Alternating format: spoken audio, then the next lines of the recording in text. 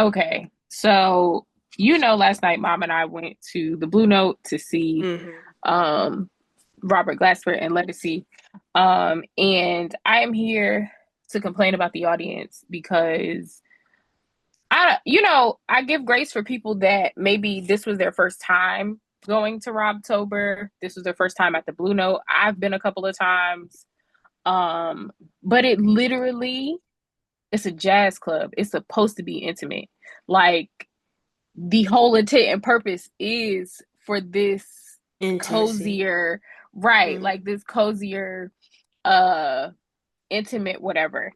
It was people in there talking about some. Well, I paid almost $300, and y'all gonna have me squeezed up in the corner.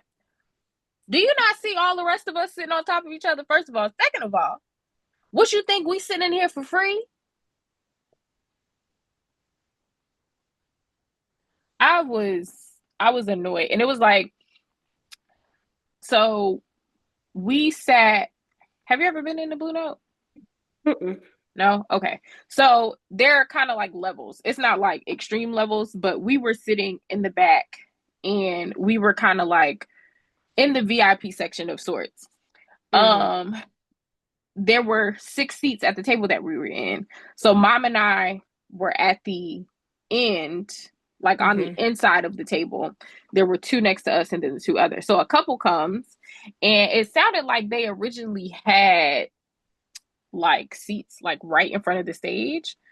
But they were like, oh, we don't want to sit that close. It's going to be like, we're not going to be able to enjoy it, which is not true. I've sat in just about like in every area Everywhere. of the Blue Note, and you get a very good experience from every angle, even if you were sitting right up on the stage.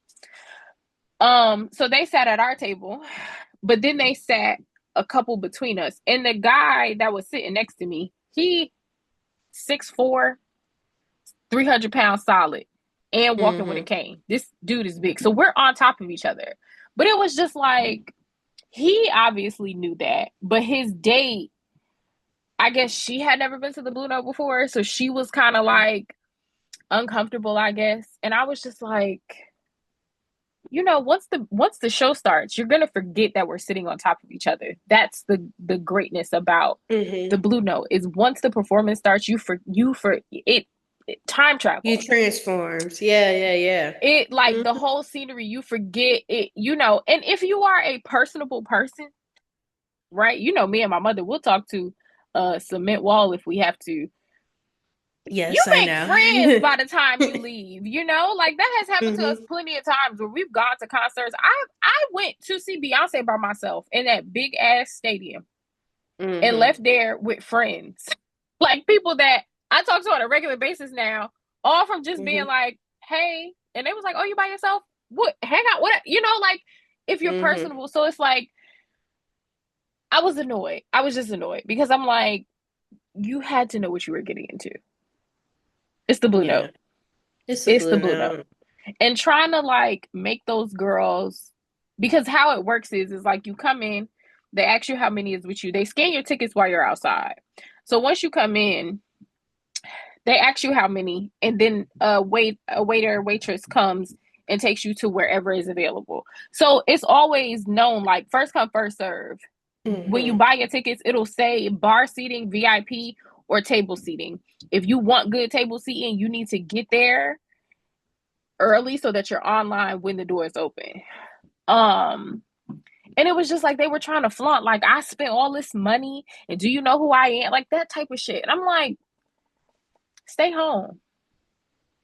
I hate when people enter spaces that they don't know anything about.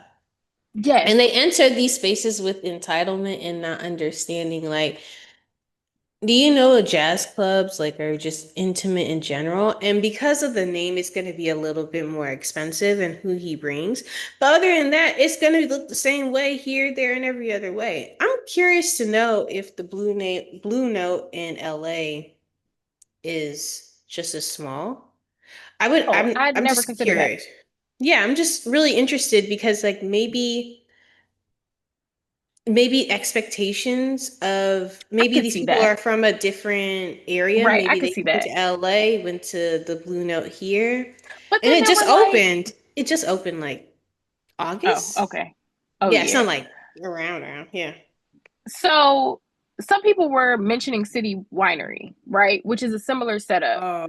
But Yeah. what happens with City Winery is they have like dinner going on while the act is happening. So we saw PJ Morton at City Winery. Mm-hmm. And again, sitting up on top of each other. But once the show started, who cared? Everybody's singing, we vibing, whatever. Mm-hmm. So it was just, I'm like, Mm. y'all could just stay home. Yeah. That Y'all could just stay sucks. home. Yeah, but no, Lettucey was friend. Fire. Yeah. I would love to see her again, particularly in an intimate setting, right? If I see Mhm. her at a larger venue, that's fine. But in this intimate setting, I hadn't realized that her and Robert Glasper have been friends for 25 years. Yeah, they've collaborated on his So, first album, man. I I believe mean, so. yeah, Yeah. but she said she needed a piano player for when she did um Essence back in 2001. And they Wow. have a mutual friend, and the friend called and was like, "Hey, I got a friend that can sing real good. She's opening." They opened for Drake at Essence Fest, Of all random. people. Yeah. And Robert Glasper, you know he's silly. He was like, "I thought all them girls was there for me, sir." What? He was Oh like, "I ain't God. had no album or nothing. I don't know why I thought that, but I thought that was there for me." So it felt like, on top of the intimate setting, it also felt like a brother and a sister, right? Like just this Mm-hmm. very intimate. It was friends, not like this. Which I'm sure all artists in some way, shape, or form get nervous Mm-hmm. sometimes in some ways. Um, but it was like they were with family, so it was, Mm-hmm. so It was it nice. It was was endearing. yeah, it was very, very, very, very, very good. And she sang, some popular things. She sang a little bit of everything. But when we were leaving, there were these two. It's interesting the crowd that Robert Glasper pulls in, Mm-hmm. because there are always a lot of white people in the audience that Mm. know Robert Glasper, probably because they are jazz fans, but usually don't know who the artist with him is. So when we were leaving, there Mm. were these two guys behind us, and the one guy was like, "Oh yeah, I've listened to some of her stuff, but not like all of it." Like, she was singing stuff off of the Wildcard album, which is one of my favorites. So Mm-hmm. he was saying that he didn't know, and his friend was like, "So is that his sister?" Like, she was so amazed. Like, he was so like, I Is had that to look her back. sister? I had to look back and smile because they were so like, I don't know. I like watching people react naturally to art, Mm-hmm. right? Like, it's just this thing. But he was just like, "Oh my god!" Like, Lettucey was so like, what was her name? Like, she was just so amazing. Like, he was so fascinated. So Yeah. it was It's sometimes it shows like Lettucey is technically black famous, but I feel like Lettucey yes, should be known yes, everywhere. yes, Like it's yes. Lettucey. She's a Yeah. Grammy Award winning, 17 Yeah. time nominated. Like, she is not no small Like thing. But Fantasia. I don't disrespect Fantasia, but it's not like Fantasia. even with that, like, I feel like people know who Fantasia is still Fantasia big. is. Yeah, Yeah. Fantasia is big. I feel like a certain demographic of people know Fantasia because of American Idol. Mm-hmm. Yeah. So they'll remember her from that. They may not keep up with her for real, but they remember her from that at least. Mm-hmm. But I get what you mean. Yeah. Because I'll mention Fantasia, and this is so horrible as a person that is a lover of words and books, but I joke about her not being able to read. Oh And I yeah. always make that little jab. And some people be like, "What do you mean?" And I'm like, Mm.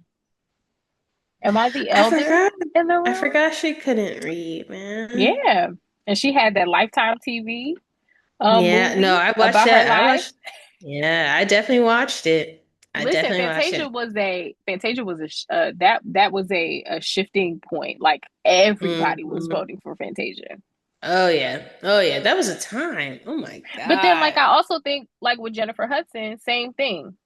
I think people remember Jennifer Hudson from Dreamgirls and Mm-hmm. from American Idol. But then there's a demographic of people that might only know her because her family was murdered, Mm-hmm. Mm-hmm. and they only know about that news bit, or the newer generations only know her as a TV personality. And also another bit is like the stint she had making her own personal music. Because I did download a couple of Yeah. those records. But I like I I I can hear her yelling right now, just loud. there's one song that she's not loud on. Well, actually I lied. She is I loud was on. gonna say, be She's for real, like cousin. she's like, well, I don't like, and it's like small, and then but she goes like into this other verse, and it just gets loud. Never mind. I think Yeah. I think, and then we'll introduce the show. I think Yeah. with people like Jennifer Hudson, I think where they might falter in a Mm-hmm. music career is the lack of diversity. Um, Mm-hmm. Jennifer Hudson Yeah. sings every song the same way, Yeah. and Like no tea, even no the shade. Christmas album, even the Christmas Yeah, album. no tea, no shade. She sings down, okay, but she sings every Mm-hmm. song the same. When you think Mm-hmm. about a Whitney Houston, when you think about a Lettucey, when you think about a Beyonce, when you think about the girl, like when you think about the greats and the girls, right? There is diversity to their sound and the Mm-hmm. technique and the way that they do things. Jennifer Hudson is going to get up there and hoot and holler. Same with Fantasia. Yeah. Fantasia is going to get up there and hoot and holler in the same way that her ancestors did. Yeah. Yeah, she is. Every time. Every single time. Fantasia has a little bit more diversity in her sound, a little bit. Mm-hmm. And I think sometimes people might think about us wanting diversity in a sound, meaning trying to get rid of the blackness, and that's not necessarily what it is. I just want the girls to expand their range, right? Mm-hmm. The Mm-hmm. the the girls can sing anything. The real girls can sing anything. So, but this is Shelby, And this is Jess. and welcome back to the League of Extraordinary Readers.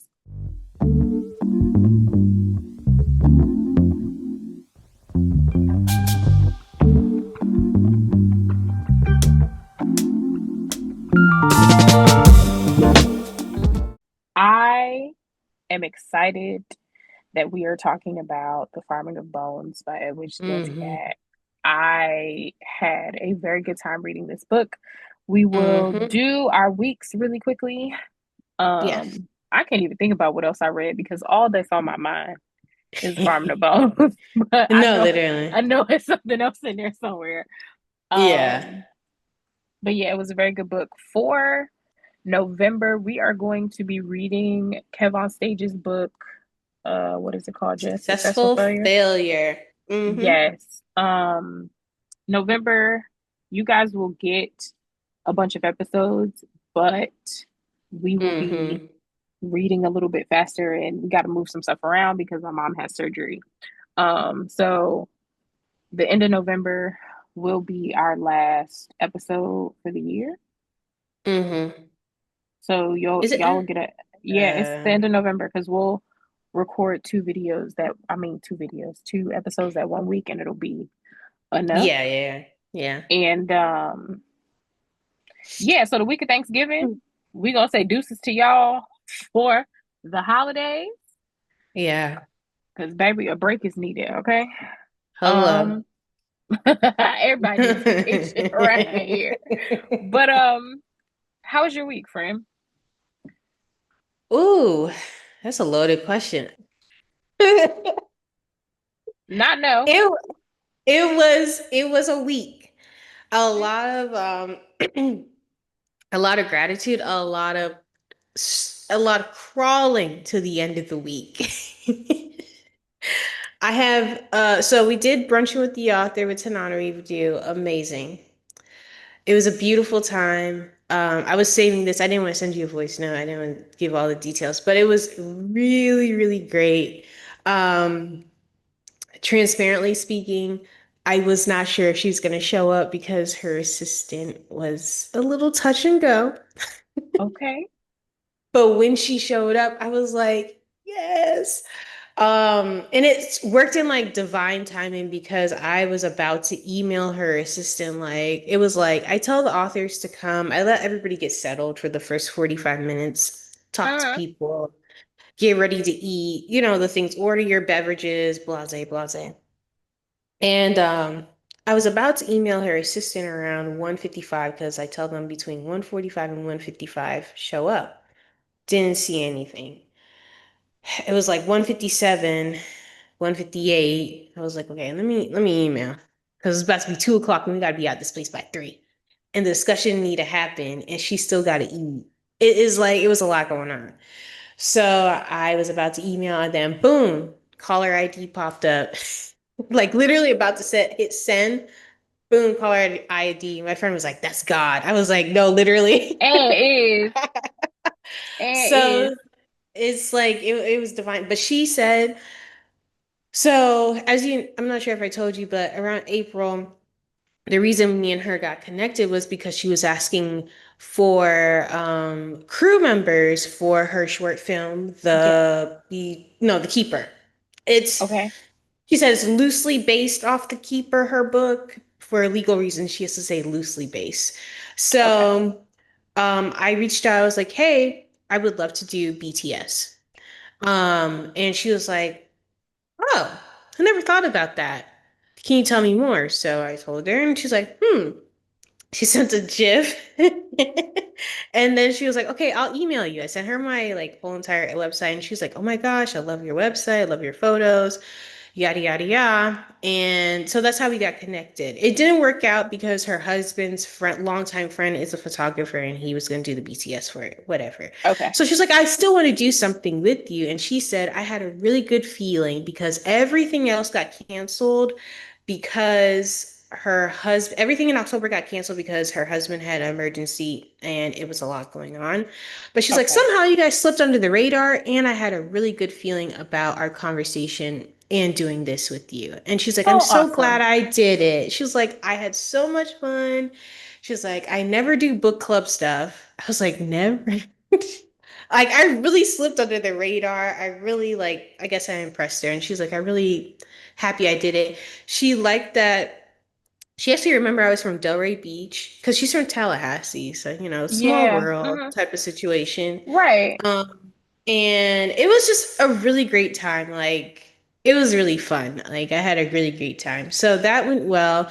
Then we did the Sinners screening, the film club screening. So we did it in Okay. clips. We didn't do the full like watch because it's 2 hours in rep club. They cap it at like maybe an hour or 2 hours for Ah, okay. discussion. Or no, 2 hours, 2 hours and 3 hours, somewhere around that. So like by the time Sinners ends, we only got like 15 minutes to talk, right? Right. So we split it up in clips, and my friend Grayson, who plans in Tober, with me as well, she led the discussion. It was really great discussion. Like the people are intelligent, and I was dropping book Oh, I'm recommendations. glad. Oh, I'm glad the Yes, people are intelligent because the stuff we be seeing yeah. online, the conversations we be having, it be feeling like the people is not.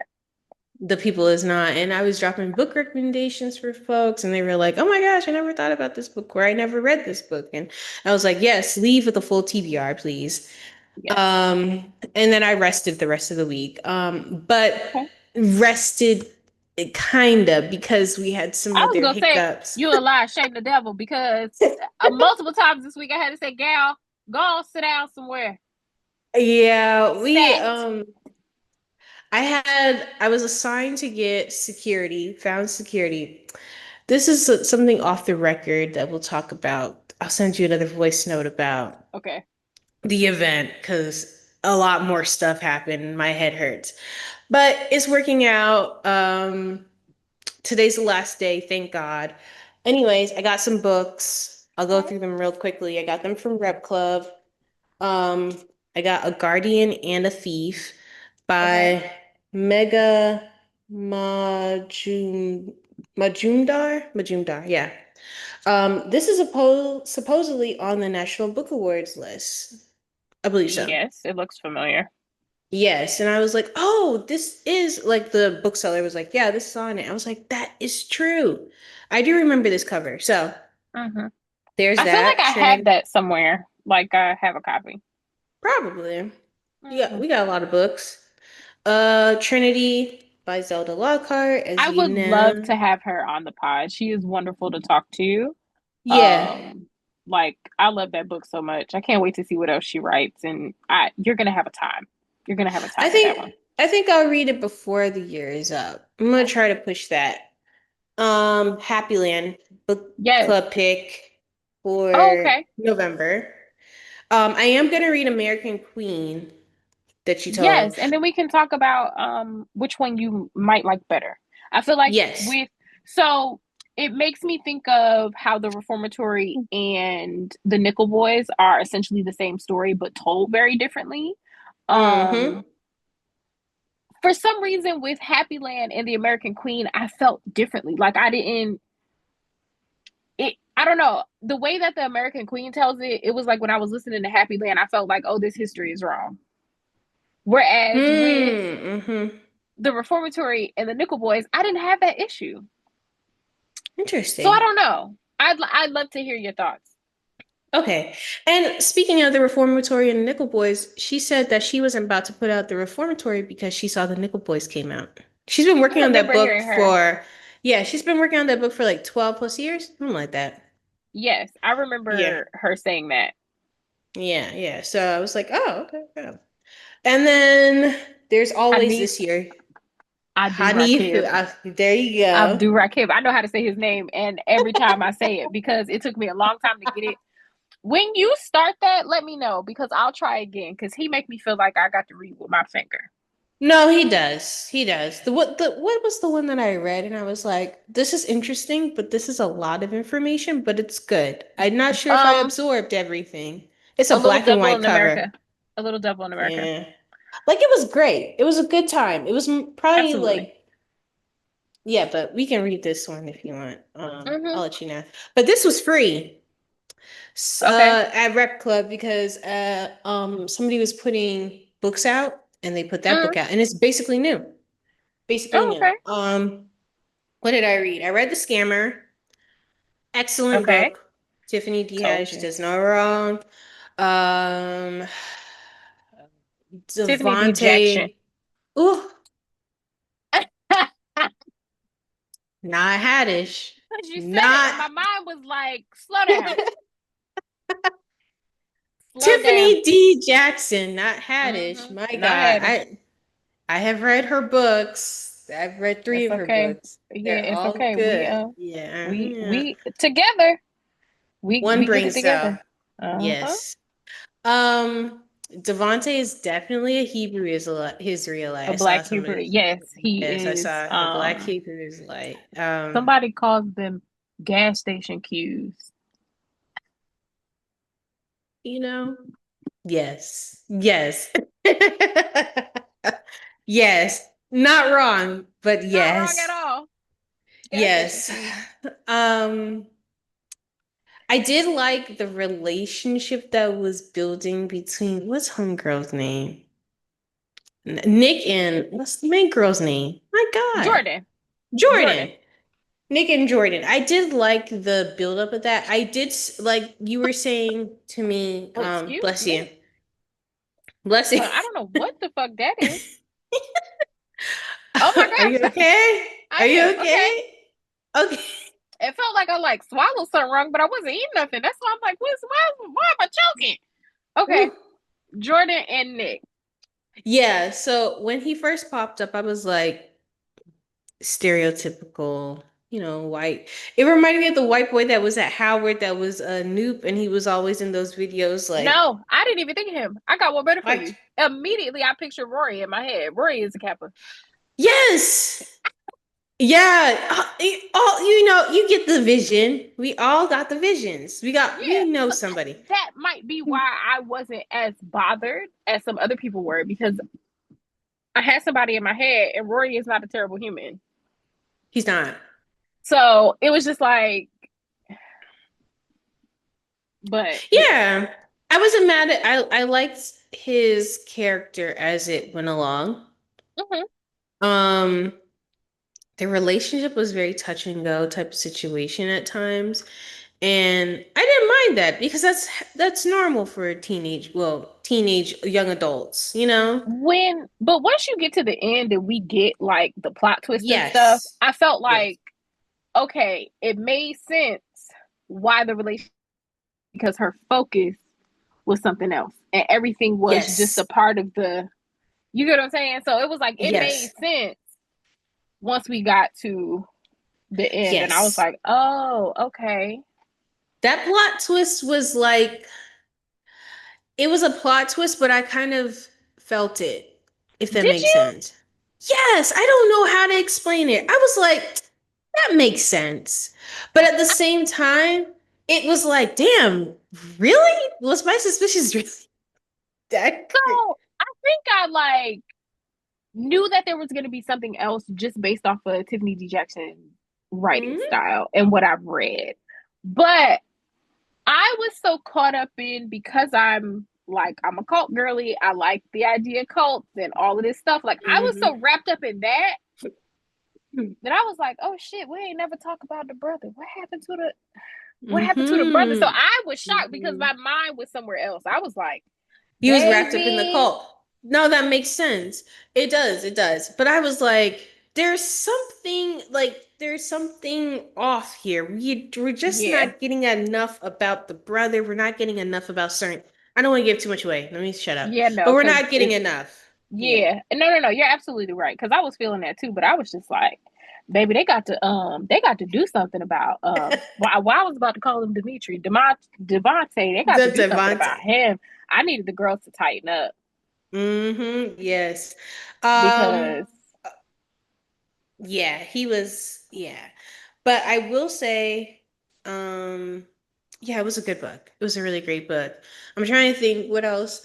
I started, well, we read The Farming of Bones, that's one. mhm, But I did start listening to The Between. You read that one by okay. Tananarive Reeve.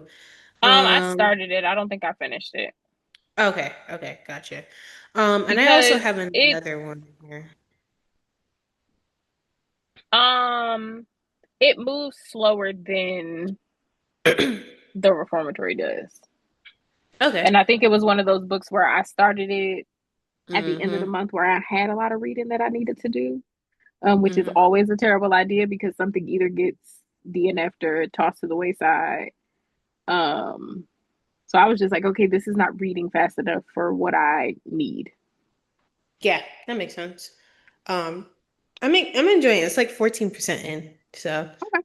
we'll see. And then I think I might start Cursed Daughters, or I've had this one on my shelf for a I minute, need to go or back to the Cursed Orders. I think I'm gonna wait until the audiobook comes out and immersive read it. do it that way. Yeah, I see that. Yeah, because Um, that should be next week, honestly. yeah, it is. Okay, yeah. Um, Brown Girl in the Ring by Nayla Hopkinson might be one I might start too. Okay. Um, Brown Girl in the Ring. it's like a Okay. folklore type of situation. Oh, okay. Yeah. So what else? And then I feel like I was going to say something. Oh, lastly, about Sanan Review, The Wishing Pool.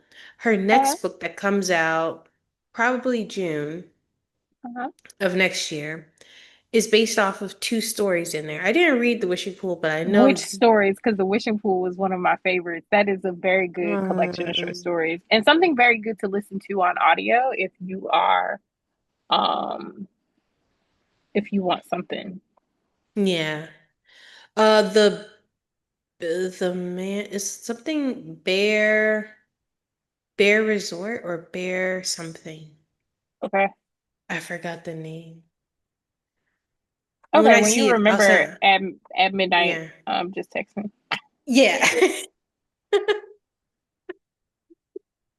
Yeah, but she said it's gonna be an expanded story. So There she is a story in The Wishing Pool and other, it's like The Wishing Pool and Other Stories or something like that, about this girl and her nephew or her younger cousin leaving. a funeral, and they're riding through the town that the reformatory is in. And the little boy is Mm-hmm. like, my daddy said that this place is haunted because of all this other stuff. He in the backseat freaking out. And they like ride through this piece of fog. She doesn't have service on her phone, whatever.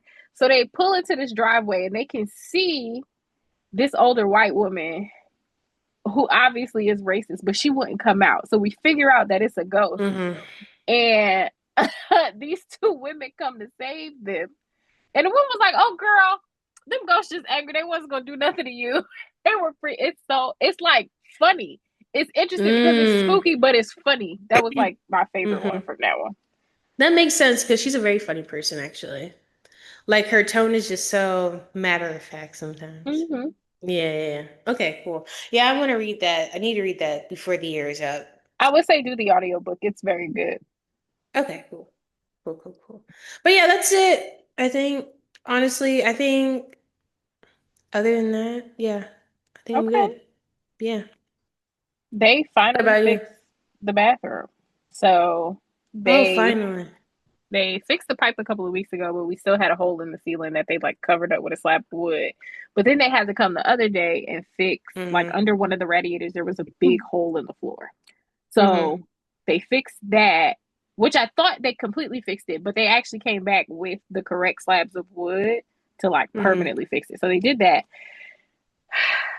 Spackle peeled the paint off the walls in the bathroom to make sure there was no mold from where the leak was. So it took them like 3 days to do everything. Mm-hmm. Um, what did we do on my birthday? Nothing. Oh, We didn't do yeah. anything. Yeah, we You didn't didn't do go to anything on my birthday. Pilates? No, I didn't get a chance to go because they were still Yeah. fixing the bathroom, Mm. and Gunnar was like about to have a conniption because it was people in his house again. But India and Asia did. Speaking of Indy, let's put a pin in my birthday for a second. So, y'all, I always joke about how none of my friends can see. That goes for me, Jess, both my best friends. Like nobody in my immediate circle has good eyes. Okay. Mm-hmm. Why did they tell Indy that they are gonna have to age her eyes to slow down the deterioration? And I said, And that sound like a phone call for Jessica. I was like, what? so I haven't been there yet. I Me get either. plugs. I get plugs in my eye, like geriatric, basically. Get plugs in my eyes to create tears and all this other stuff. But Yeah, I no, they're have gonna have never to. heard that. Yeah, they're gonna have to deteriorate her eyes, and she's not gonna be able to drive for like a week or something like that. Yeah, anytime they're like, is it a surgery or? I don't know if it's a full surgery or because it was stressing me out. So I was like, we could talk about this closer to, because what? Yeah, yeah. Um, but yeah, they surprised me on my birthday and they brought me cake and they got me Oh, some new pens and journals and stuff like that. It was really cute, and Kenny was all excited to tell me that he picked out the cake and all of that. So that was cool. But I was really just cooped up in the house because they were fixing the bathroom. Um, books. What hmm. have I read? Farming of Bones. I read a Halloween short called Don't Run by Sean. That was I sent me chef's that kiss. one. That was a good time. I finally finished It's Me They Follow.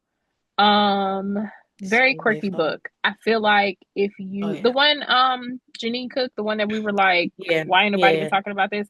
I get it now. I see why nobody has been talking about it because it's a very quirky book and it's a very Janine, if you happen to be listening to this, I mean this no shade at all because I also too am a woo woo bitch, but it is very much a woo woo bitch book.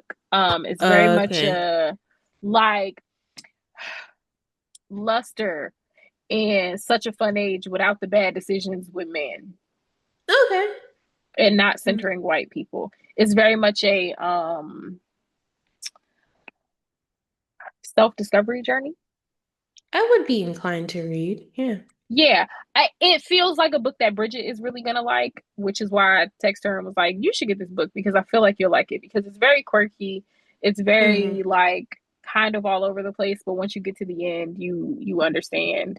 Yeah. Um, I was telling someone, no, I think I was saying that in a video that I recorded, that I feel like people should probably read The Conjuring of America to help them understand some of Yes. the like Where spiritual is that book? aspects of that book. Mm. So Mm-hmm. there was that. What else? I finished The Great Man, which was Yeah. phenomenal.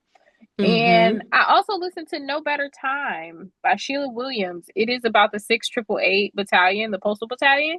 It's very Mm-hmm. tiny, but it is I feel like if you enjoyed the movie that Tyler Perry and Kerry Washington did, but you wanted more, I feel like No Better Time is a good, like, short little continuation of that time period.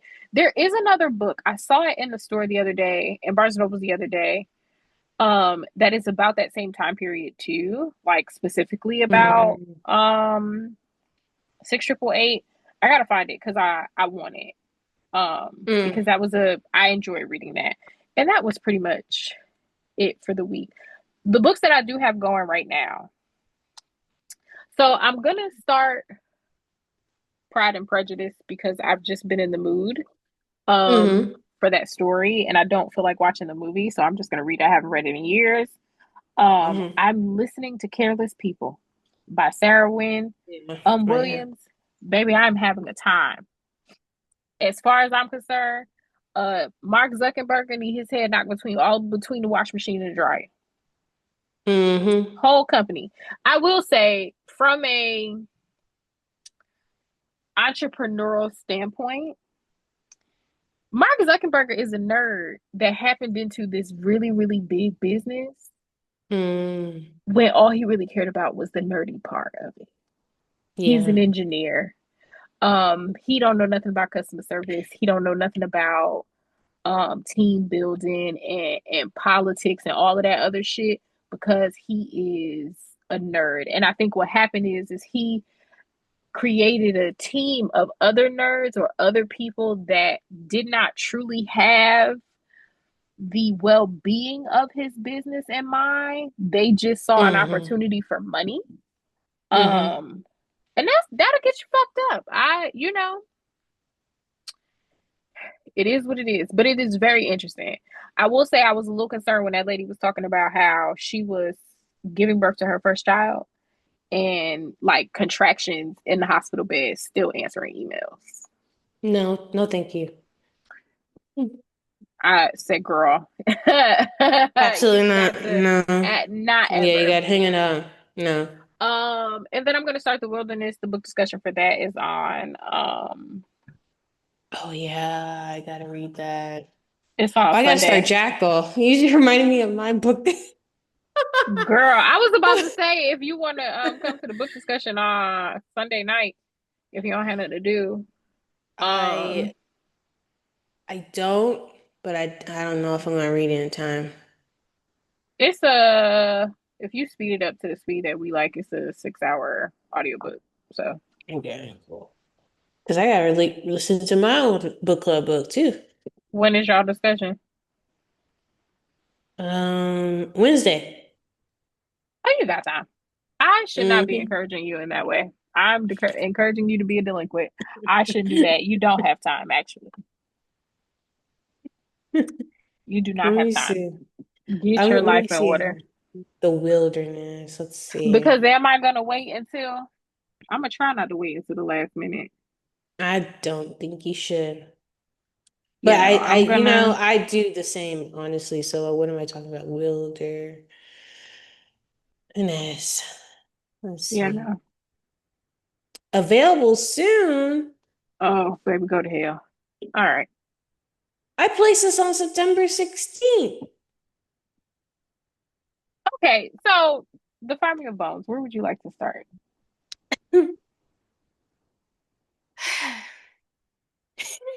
There's so many things. Where Okay, did I put my copy of the book? It's on let's here. It is. It's like let there's so many things. I should have been annotating and I didn't. I was just same. reading. I was just reading, but I might go back. I might go back because there is so much. So when I was reading with my eyes, initially because I just switched over to like listening. Mm. Um, what I noticed is with Edwidge's or Edwidge, yeah, whatever. When I noticed with her work, there's so many thoughts flowing, and then like I can't get my words out, and it's just like Okay, fumbling. get your words out here. So, guys, for those that didn't read it, The Farming of Bone tells the story of Amabel, who is a Haitian woman living on the Dominican side of their continent. Hmm. And she is a house servant, for lack of better words, and living at least to her, a decent life. Yeah. I felt like she understood the issues in her community, and she Hmm. understood the hierarchy between her and the people that she worked for and those that lived around her. But she still had like this affinity for them, because they were like the closest thing to family that she had, because both of her parents are deceased.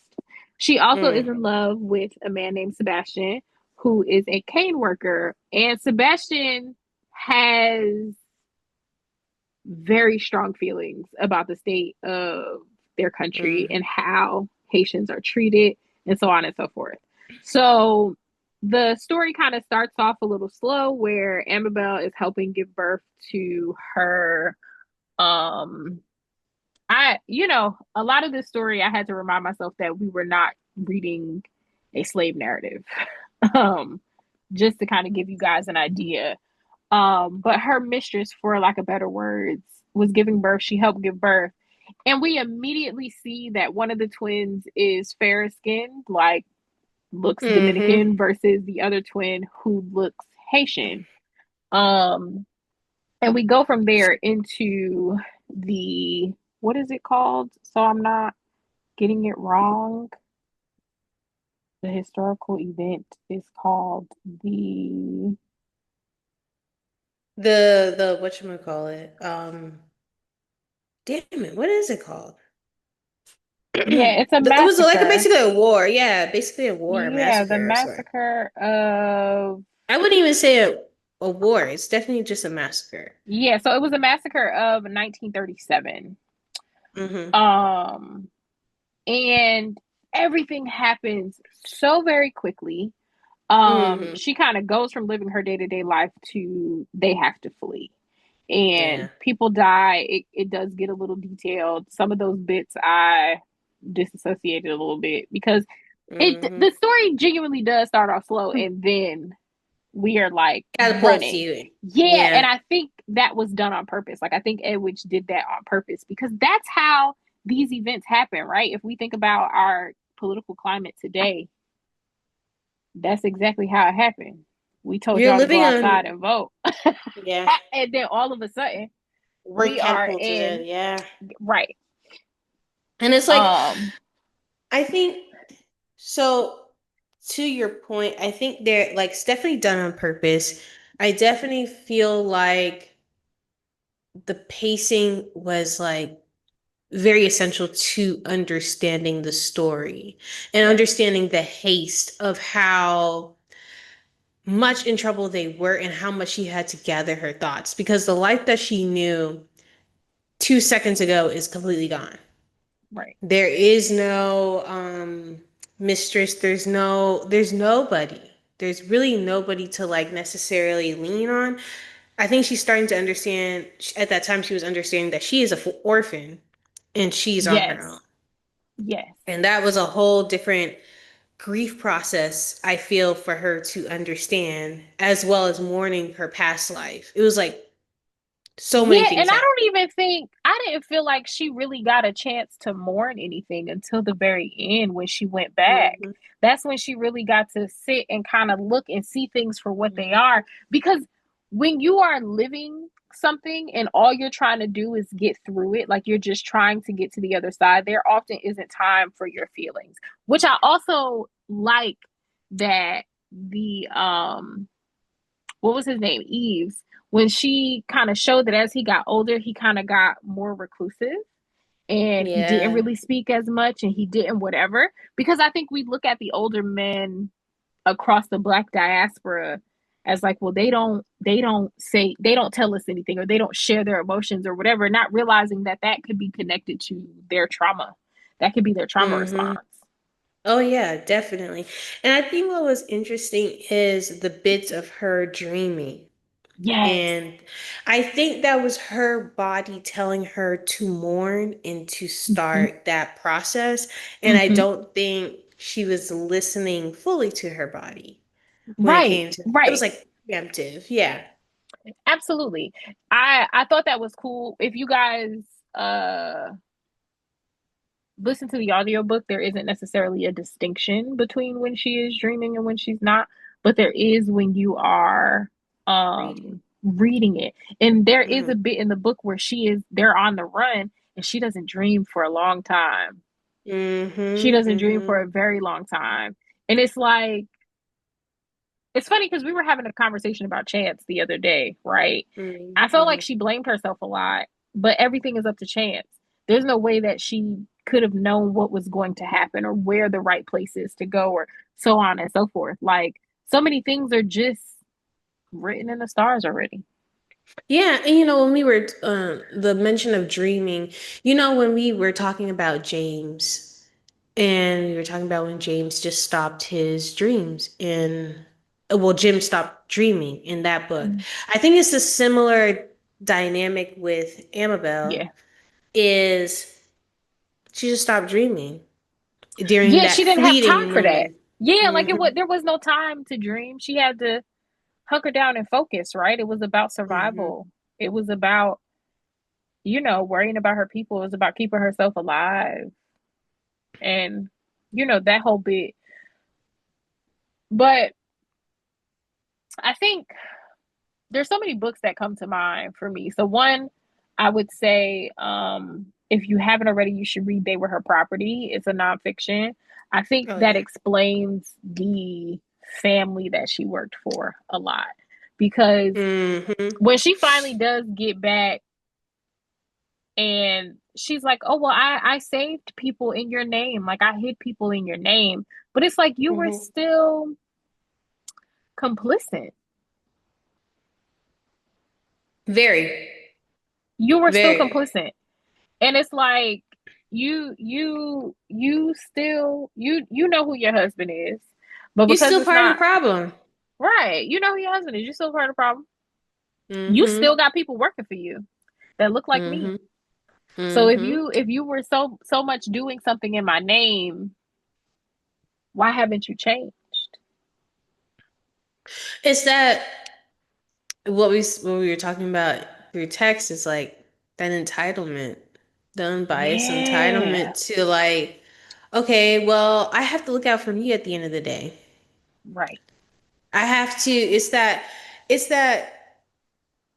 historically, and if you're listening, I don't want to get up your history mixed up, but living in South Florida, being around a lot of Haitians, I have, and I have a lot of Haitian friends. Some of them are my best friends.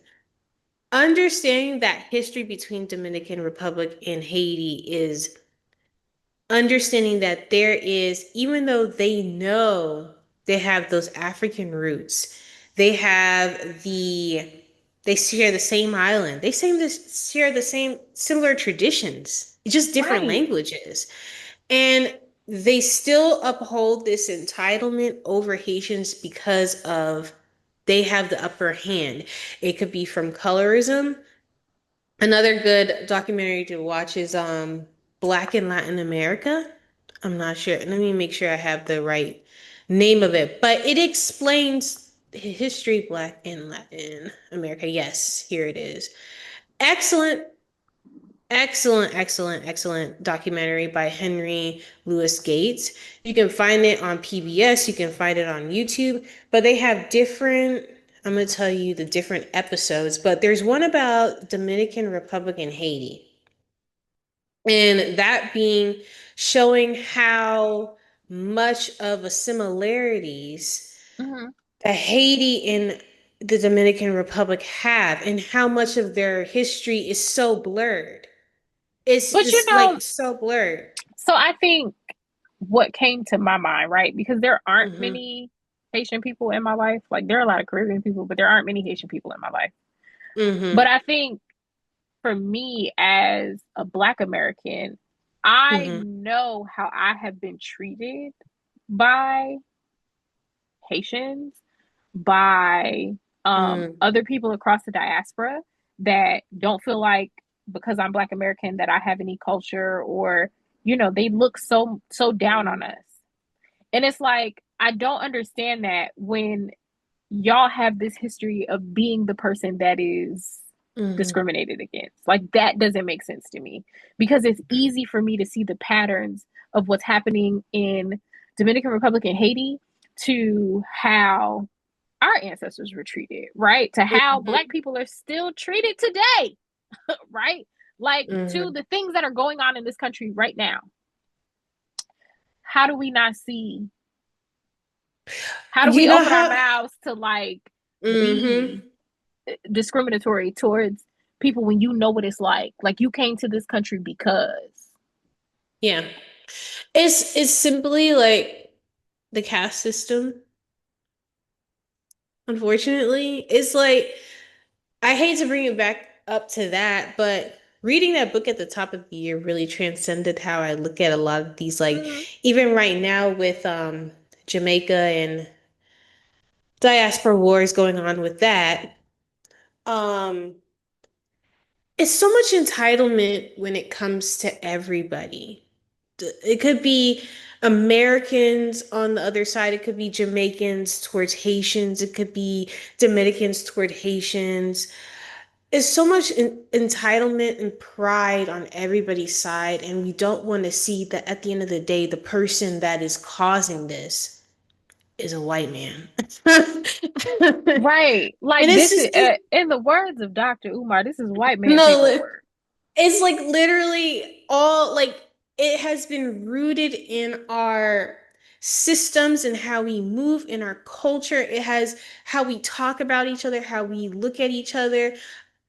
With like Jamaica and the like tourists being entitled to what we have, Americans and Europeans being entitled to what we have in Jamaica.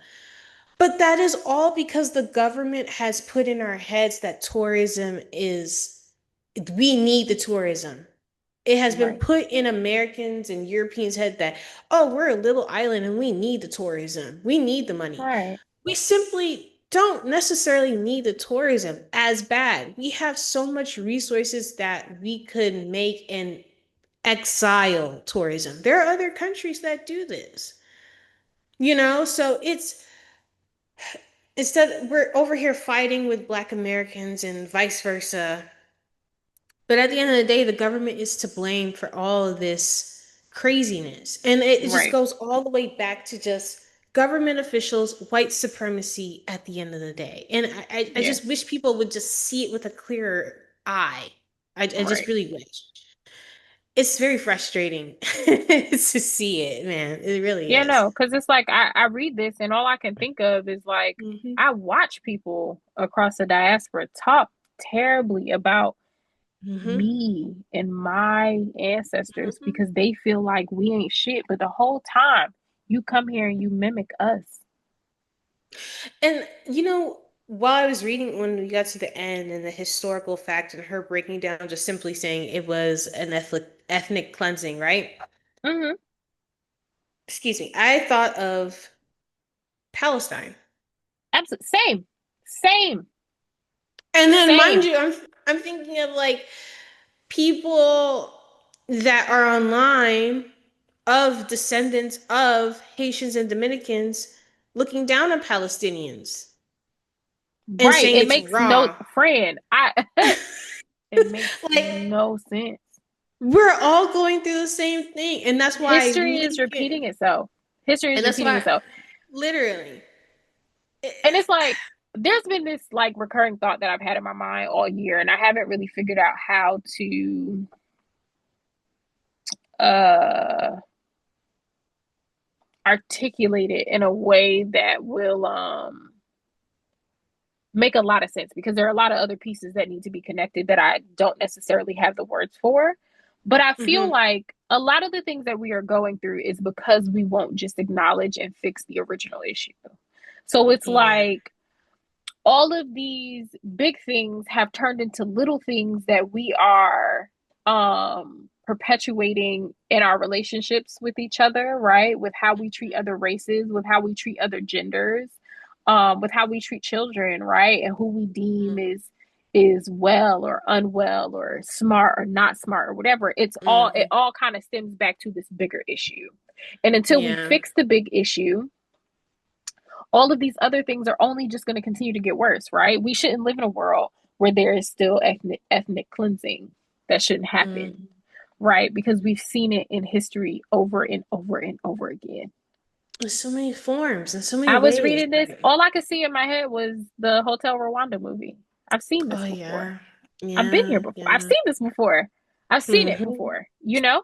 Right? With in America right now, ICE randomly. Mm-hmm. I saw a video the other day of them trying to pull this man through a window, and his baby, his child, was holding on to their father for dear life Mm. so that they didn't take them. It's happening all around us.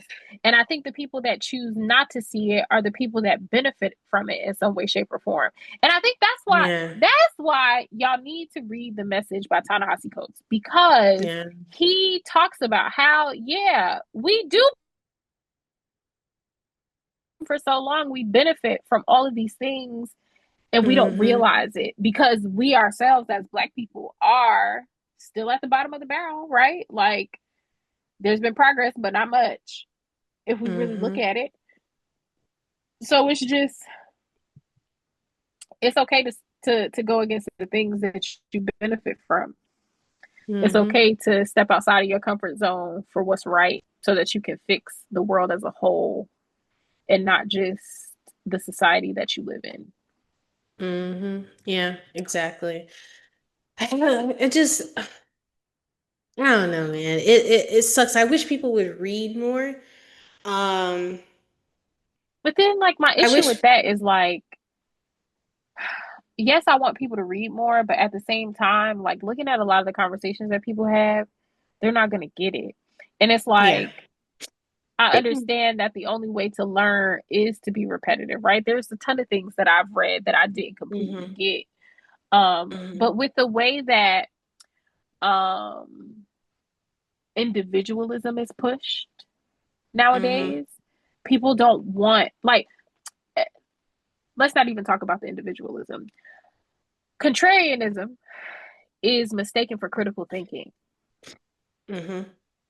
So it's like, it's not that I think that people are too dumb to learn, right? I don't think that. Mm-hmm.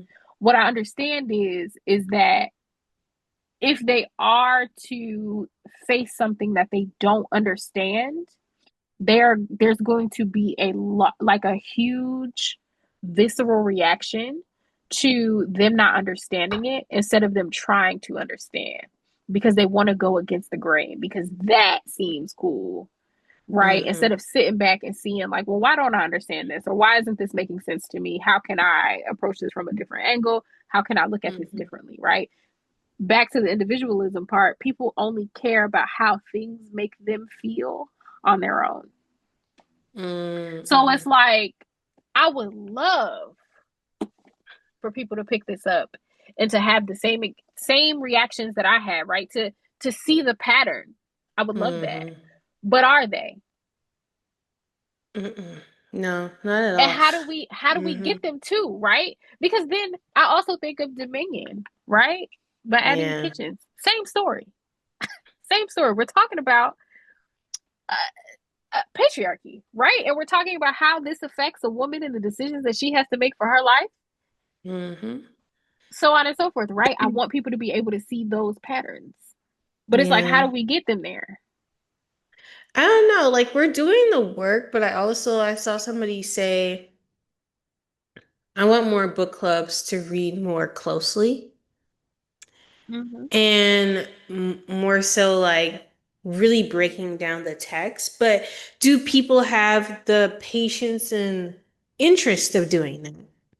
Do people have But the, and also I do. yeah, yeah. No, You like I'm, telling me to do the work that I'm already doing, and I can't account for the people that still don't get it, right? Same with yeah, you. and Like so we can't account for. we can't do, but like I'm thinking to myself, we do the work already, but how many of us are doing the work? Because we're intentionally doing it, but we see book clubs pop up every other day. Yeah, I saw somebody mention a like a local book club here. And when I was like, well, what do y'all read? Because she wants to Oh, do I in-person saw, events. And I was like, I'll support. And her answer, I was just like, I saw that too. I was gonna send it to you, but it's a fairly new book club, and I wasn't yeah. compelled. And To... after that last book club that I tried to join that was local and that girl called herself cussing me out, I won't do that anymore. Yeah, but like that goes back to our point of like people. Another, well, our kind of all of our points is like people are like searching for community and making these communities without intentionally doing the work to synergize these communities properly, right? Because like we're throwing the word around community so much, but like, do you actually want community or you just want a group of friends to like kiki, or you just want people to just show up and give you money and just do whatever, right? Message. It's like, what are we doing? And then we're doing the work, we're Right. reading I ask myself closely. all the time, like, okay, what's your intention? Like what's the intent of this book club? Right. And every few months that changes, right? Where it's like, okay, overall, it's I want people to read more, but why do I want them to read more? Right. And some Yeah. months that's because I want them to expand how they are thinking, right? And Mm-hmm. I target the conversations that I'm having and the things that I'm asking them to that. Other months is it might be escapism, right? I want them to realize that they can just dive into literature and Yeah. have fun, right? So it's like you're right. Do you actually want community Yeah. or do It's you just like, want friends? do you like what are we doing? What are And we it's doing not to and shit, why? it's not to shit on people making book clubs. I'm not discouraging people to make book clubs. Yeah, I'm no. encouraged. I want you to make a book club. I want you to intentionally think about why you're making the book club. Because for me, like you said, for me, the biggest compliment someone gave me this year is one of the members saying, "Man, I love all the book club picks that you've given us this year because I would have never picked it up." Yes. Yes. Somebody And said that the other day. They were like, "You are an inspiration. I read more because of you." That's yeah. all I want. And that's all I want. And I can rattle off so many books that connect to each other and this and that. And I just want people to expand their mind, like you said, to Right. escape, to think critically, because anti-intellectualism is like, my God, it's crazy right nowadays. I don't think it's anti-intellectualism. I think what it is people are recognizing the hierarchy that comes with education and they don't want that. They don't want to have to be Mm, a part of a group of people that makes them feel bad about themselves. I can see that, but it's also approach. I'm not over Yeah, here. but if you're like if you are put yourself in a position of somebody that you would consider anti-intellectual, right? Mm, These are people that probably are made fun of on the internet for spelling things wrong, for misspeaking, for speaking their truth, right? And they feel like when somebody comes and say like, "Oh, we understand that this is what you experience, but blah blah blah," like to correct them, they take that as a personal attack. they And I do. get it because I, all my life as a all 32 of these years as a black person, all I've been told is that my gateway out is education. And some of the craziest things that have happened to me or the craziest things that have been said to me have been at the hands of women that are highly educated. But I also think about it for some people, especially nowadays, it's always about language and approach for people. I think when you speak to people, it's like I think people hear a snooty tone when people are saying certain things. Like I try to approach people, this is just me, because I feel like I'm I read a lot, right? But I'm not gonna approach somebody and be like, I don't want to come off with the tone of talking down on people. And I think that's Hmm. what people hear. And we're saying the Yeah, same but thing. That's what people that's hear. what people hear because Mm-hmm. of what we are taught about education, right? Mm-hmm. Because I used to be that way. Like people would say certain things to me, and I would be like, "Well, that makes me feel X, Y, Mm-hmm. and Z," and they're going with their feeling and not the fact. You correcting me doesn't mean that you are bashing. I had a conversation on Threads the other day about this. I was Mm-hmm. saying how I want book reviews to be more intentional, right? Like I feel like a lot of the book reviews that people are putting are displaying that they don't understand and not that they didn't like it, right? And that Mm-hmm. there's a difference between that. And someone put like, well, I don't want to bash the author by saying that I didn't like their work. That's not bashing the author. It's not bashing. That's critique, guys. Right. That's That's critique. critique. And Like, she, like, you can go on Threads because it's still there. She was going back and forth with me, like, yeah, but I'm not going to create controversy because, and that's my point. It's not controversy. it's not You okay. want to know what's controversial? When I say that Ashley Antoinette shouldn't be able to touch a word processor for the rest of her life, that is controversy. That is bashing an author. Yeah, Okay?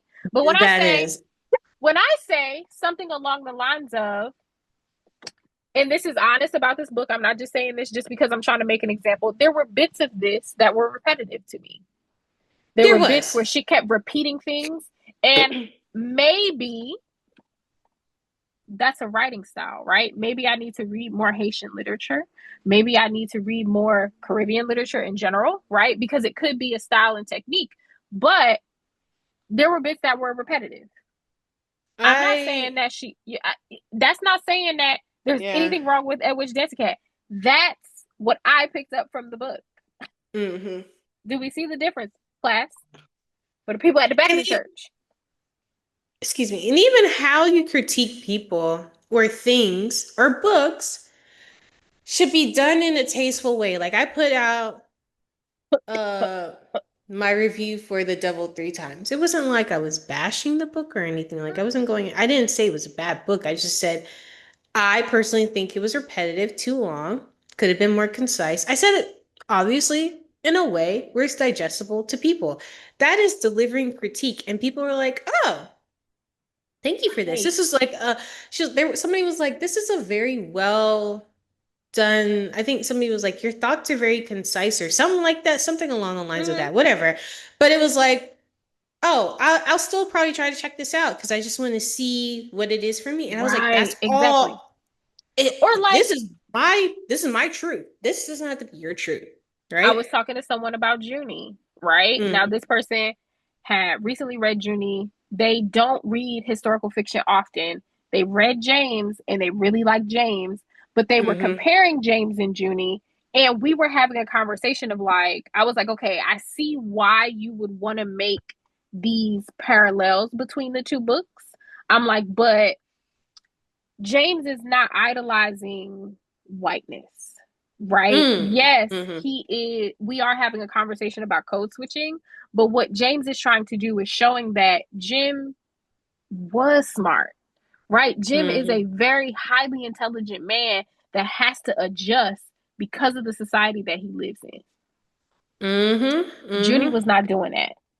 She wasn't. From what Junie you wasn't doing described that to at me, all. I didn't read Yeah, it. Junie Yeah. wasn't doing that at all. I'm like, and if we are using like the philosophers that are mentioned in James are purposely used to show the contradiction in the literature that was being passed Mm-hmm. around in those days, right? Mm-hmm. Junie, the source text, one of them is Jane Mm-hmm. Eyre, which is about a white orphan. Mm-hmm. Yeah, you were What are telling me we that. talking Yeah. about? Right? We have this character that does love to read, but she's idolizing white literature, which okay, we can argue the fact that like, oh, well, that's all she would have had access to.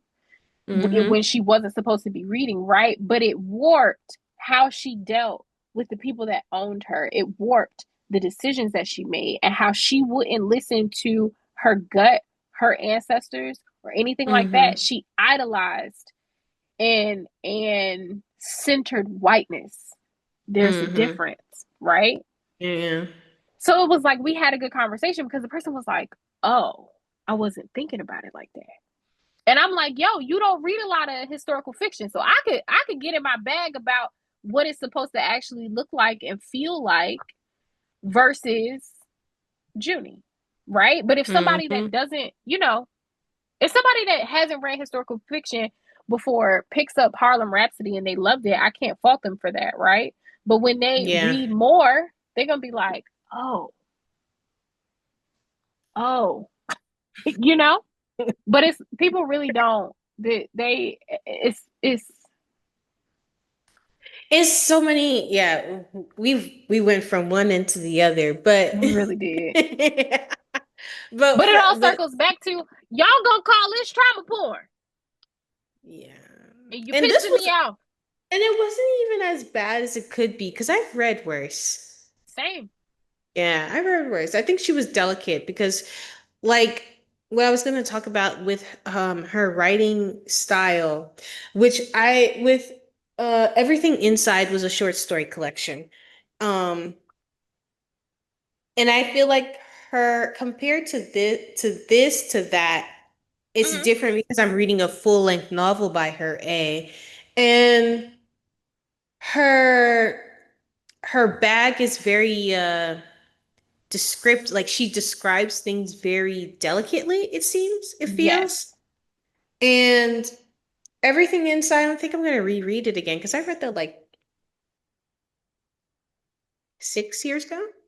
I was trying to think of books to recommend, and I'm trying to think of other Caribbean literature that I've read that are what's in the the same. book that I stopped you from reading because you thought that it was a romance?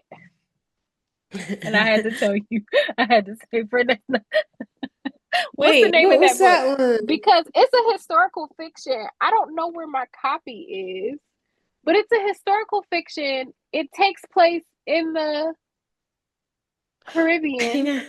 I think I know which one you're talking about, but now I Because you can't. were I'm like, oh, I'm going to blanking. put this as a book club pick because it's a romance. And I was like, nah, no, Oh no, yeah. Which no. one was that one? I'm going to have to, Not Mr. um, Porter. No. Oh no, Maisie. Not Maisie Ghost. The ghost of Maisie Carr. No. no. It's it's a historical fiction. It's about a plantation in Puerto Rico, I believe. Puerto Rico. Not Tropicalia. No. I'm Not. gonna find it because I remember you saying like, "Oh, friend, I got the next book club pick. We're gonna," and I was like, "Please, I mean, read it. Like you gonna enjoy it. I don't necessarily know. Oh, I think. Oh, I know which one. It's not Puerto Rico. It's the girl. Is the author Puerto Rican? I know She's exactly which one it's you're talking about by help me, oh friend." crap. My God, let And me I look it have up. no idea where I put my Uh copy. Afro Latina. I'm gonna remember. Dama Lanos Figueroa. I found her. Gonna What is find the it? book. Hold on, give me 1 second. By Dama Llanos. What A say? woman of endurance. A woman of Yes, endurance. yes, yes. Okay, I would recommend A Woman of Endurance. Okay. Uh, Um, I'm trying to think of other I'm gonna have to doctor. sit and think about it.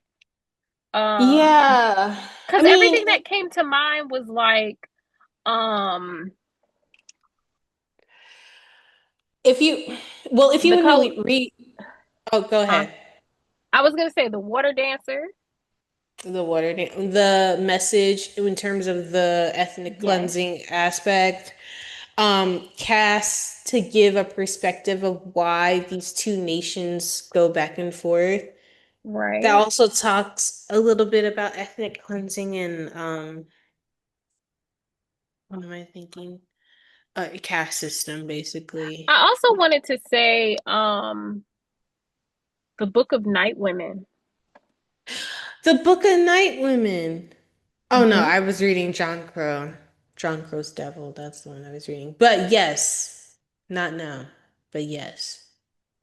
I have to tell my friend Carmen that I got you saying it now. Not no. Not That's Carmen. now. That's got Carmen written all over it. You have Um, influence. yeah, no, I'm gonna have to sit and think because there were a couple like they were her property, the message, the Book of Night Women, a woman of endurance.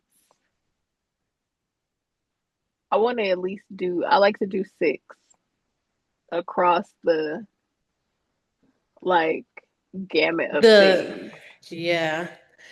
Um, and you put the message, right? No Heaven for Good Boys is probably a good one too. Because Which that one? one, that's by Keisha Is Bush. it? That one, I don't Oh think you've yeah. read No Heaven for Good Boys, but it talks Mm-mm. about the use of children as like they think that they're sending their kids to learn about religion and that sort of thing, but they're actually Mm-hmm. using these kids and abusing them and stuff like that, and just like the cultural divide. So it's not as extreme as ethnic cleansing, but it's like, you get what I'm saying? Like it's in there. It's a conversation that needs to be had. Yeah. Um that's all I could think of right now. I want to say the prophets. The prophets, maybe, yeah. I could see that. Washington Black. Washington Black, yeah. Yeah. My mom thinks it's cool that I can do that. I could just be like, oh, books, okay, this. It's fun. It's actually really fun. It's really, Mm-hmm. really fun. Um, because like when we were doing the film discussion Mm-hmm. and they were talking about certain things, I was like, this book and this book and this book. And I was like, oh wow, it's really interesting that I can do that now. I can really like tell the people, you should read this, you should read this. Yeah. And who And was it? now I I'm think it getting to was the point where I can go a little deeper too, where I can say, well, what did you like about that book? Like, what about yeah, it did you like? Oh, you yeah. like, you know, the Mm-hmm. information that it gave you. Okay, so then you should read this. Oh, you like that it Yeah. was sci-fi. Okay, so then you should read this. Yeah. Yeah. It's fun. And I think that's also another to the point of my book club rant. As readers, you should be a reader, a really hard down reader. You should be when you're leading a book club, you should be a really good reader to curate the books properly. Yes, you should be. And it grows Yeah, with time. it does. I don't know. I think that was a good discussion, friend. This was a good book. This was a very good book. Really good. And makes me want to keep going down a rabbit hole of all her books some more. Same. I think I'm gonna put some for the book club, one or Same. two next year. But there's I so have much coming out. I like, I have crack or is it crack her short story collection. okay, Um, maybe that might be something. maybe we can do another joint. Mm-hmm. What's it? Entwine, yeah, I gotta get into her stuff. But everything inside was a book club pick years ago. Okay. Mm-hmm. It was really good. It was I'm really sorry. good. This is distracting me. Have you finished Make Your Way Home yet? No, I haven't. I need to. I know. Boo this man. She fell in a slump, and I was just thinking about getting back to her. Okay. But I All will right. finish it before the year's over. All right. How are I you feel like towards your goal? very Somebody has to close. have a baby. Look at that. Oh my gosh. Sorry, Oh, y'all. no, you're good. Distraction. Um, I'm very close. I think I'm about 10 books away. Okay. Yeah, so I'll be done. And I'm trying to, once all this, I can't express how much I've been counting down the days till everything is over this month. Mhm. He- I just can't wait. Because I can just read in peace and nobody bother me. I don't gotta worry about, look for security guards, look for porta potties, look Right. for You don't have to bags. do. You don't have to worry about nothing. Yeah. No. No. From this point on, especially because mom has surgery, I'm just gonna let my reading take me where it takes me. Mm-hmm. So I am okay with the goal that I'm at. It's less the competitive part of me Mm-hmm. is like it's less than where I ended last year. So Mm. that part of me wants to put the pedal to the metal and get it going. Yep. Yep. But and also Yeah. I can be patient with myself. Yeah. Yeah. So I'm just going with the flow. I'm gonna listen to a lot of books, get this place cleaned up, start thinking about planners, do a lot of Yeah, that'll be chilling. I'll order planners next month Yeah. But yeah, and thank you stickers guys and stuff. for.